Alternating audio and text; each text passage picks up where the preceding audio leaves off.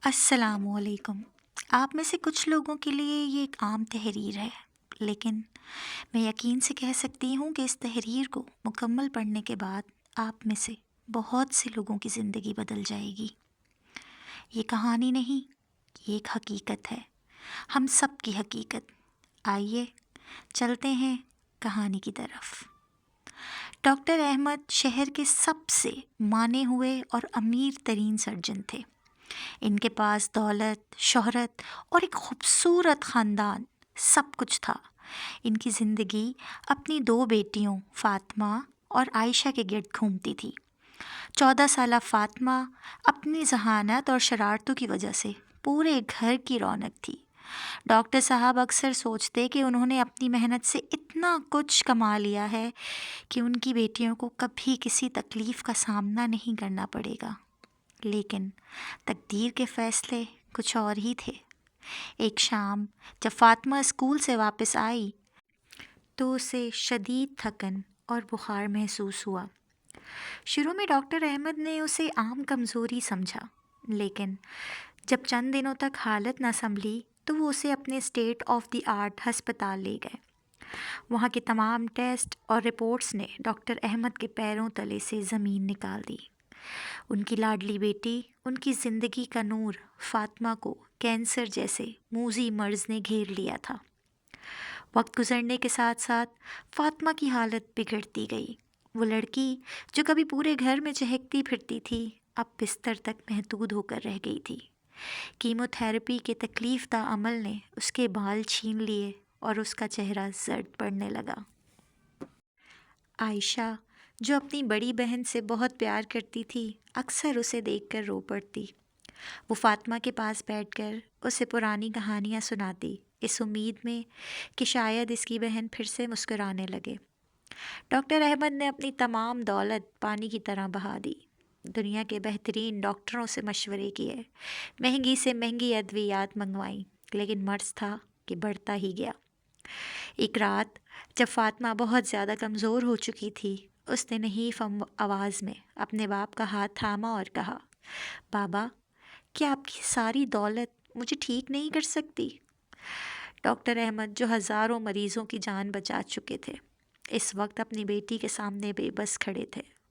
انہیں احساس ہوا کہ زندگی اور موت کے فیصلے صرف اللہ کے ہاتھ میں ہیں، اور انسان کی دولت اسے رب کی رضا کے سامنے بے بس ہونے سے نہیں بچا سکتی۔ فاطمہ کی کمزوری اب اس حد تک پہنچ چکی تھی کہ اس کا بولنا بھی مشکل ہو گیا تھا، لیکن اس کے چہرے پر ایک عجیب سا سکون تھا، جیسے وہ اس مشکل سفر کے اگلے مرحلے کے لیے تیار ہو۔ اس کہانی نے پورے شہر کو ہلا کر رکھ دیا کہ ایک باپ جس کے پاس سب کچھ تھا، اپنی سب سے قیمتی چیز کو کھونے سے ڈر سے لڑ رہا تھا۔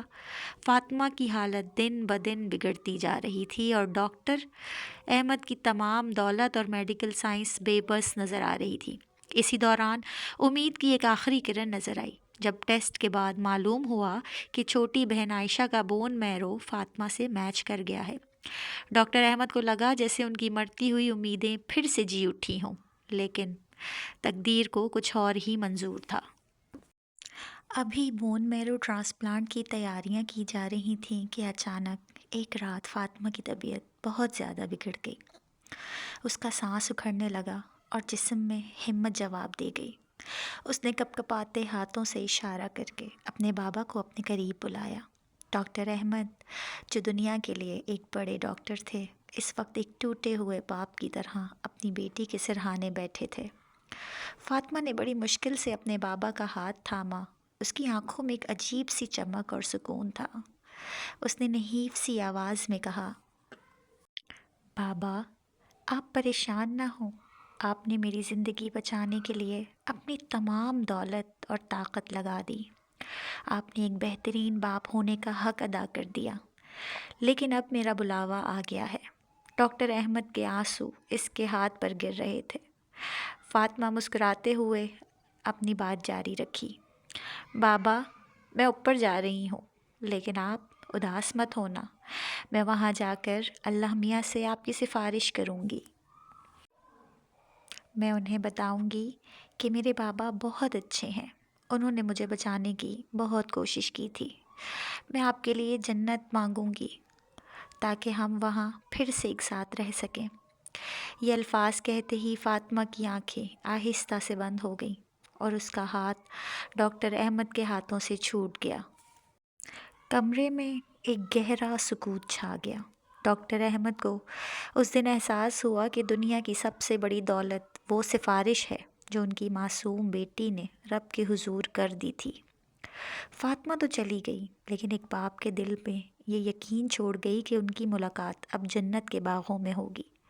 فاطمہ کی سانسیں اکھڑ رہی تھیں، لیکن اس کے چہرے پر ایک فرشتوں جیسی مسکراہٹ تھی۔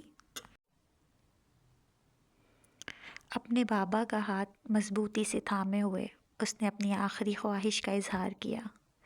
اس نے دبی آواز میں کہا، بابا، آپ نے میری زندگی پر کروڑوں روپے خرچ کیے، لیکن شاید میری زندگی اتنی ہی تھی۔ میری ایک وصیت ہے، میری بیماری کے علاج کے لیے اب جو رقم آپ نے رکھی تھی اور جو میرے حصے کی دولت ہے، وہ سب اللہ کی راہ میں صدقہ اور خیرات کر دیجیے گا۔ غریبوں کی مدد کیجیے گا تاکہ کسی اور کی بیٹی علاج کے بغیر نہ رہے اور کسی باپ کو میری طرح رخصت نہ ہونا پڑے۔ یہ کہتے ہی فاطمہ نے کلمہ پڑھا اور ہمیشہ کے لیے اپنی آنکھیں موند لیں۔ ڈاکٹر احمد نے کی دنیا تاریک ہو گئی، لیکن فاطمہ کے آخری الفاظ ان کے دل میں ایک شمع کی طرح روشن رہے۔ بیٹی کی جدائی کے بعد ڈاکٹر احمد نے اپنی زندگی کا مقصد ہی بدل لیا۔ انہوں نے اپنی دولت کا ایک بڑا حصہ فاطمہ کے نام سے وقف کر دیا۔ انہوں نے ایک بہت بڑا مدرسہ قائم کیا جہاں سینکڑوں بچے دین کی تعلیم حاصل کرنے لگے تاکہ ان کی تلاوت کا ثواب فاطمہ کو پہنچتا رہے۔ اس کے ساتھ ساتھ انہوں نے اپنے ہسپتال کے باہر ایک بہت بڑا دسترخوان لگوایا جہاں روزانہ سینکڑوں غریب اور نادار مریضوں کے لواحقین کو عزت کے ساتھ کھانا کھلایا جاتا ہے۔ ڈاکٹر احمد آج بھی خود اس دسترخوان کی نگرانی کرتے ہیں۔ وہ اب جب بھی کسی غریب بچے کو مسکراتے ہوئے یا کسی بھوکے کو پیٹ بھر کر کھانا کھاتے ہوئے دیکھتے ہیں تو انہیں محسوس ہوتا ہے کہ فاطمہ ان کے قریب ہی کہیں مسکرا رہی ہے۔ انہوں نے اپنی بیٹی کی ہر خواہش کو ایک مشن بنا لیا ہے اور وہ آج بھی صدقہ و خیرات کے ان کاموں کو اسی تڑپ کے ساتھ جاری رکھے ہوئے ہیں، اس امید میں کہ جب وہ روز قیامت اپنی بیٹی سے ملیں گے تو فاطمہ فخر سے اللہ کے سامنے اپنے بابا کی سفارش کرے گی۔